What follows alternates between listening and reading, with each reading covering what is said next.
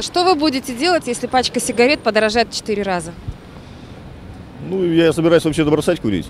Я думаю, что в ближайшем будущем так не случится. Покупать, а куда деваться-то? Я думаю, что не бросят курить.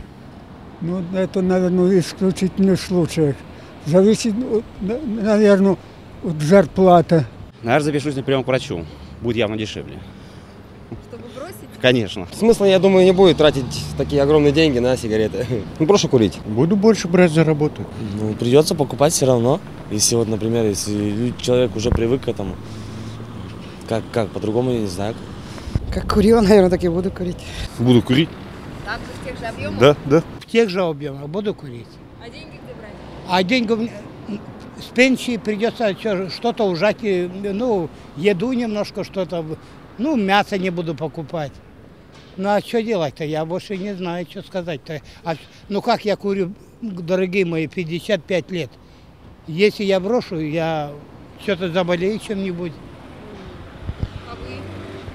А вы помните времена, когда водка подорожала? Бросили пить? Не бросили. То же самое с... Нет, не брошу. Бросать буду. Но я бросаю уже. Не знаю даже. Так же, наверное, буду курить. Может, поменьше. Ну, это не скоро будет здесь. А лет через 5, не меньше. Ну, тем не менее. Ну, я не знаю, доживем, наверное, что. Будем курить. Так же. А мне деваться некуда, я уж привык и не могу уже. Хотя не знаю. Я люблю курить. Очень много курю. Как бы... Даже не знаю, честное слово. Самогон буду курить. Вы помните? Да ладно, не смотрите. Где-то там в 98 году, когда вдруг сразу сигареты подорожали, самосад все посадили, и все, и дешевле стало. Ничего страшного, покупать.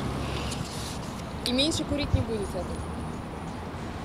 Вы знаете, когда отменяют смертную казнь, или когда ее вводят, ничего не меняется в преступности. Также и цена на сигареты. Будет она больше, меньше.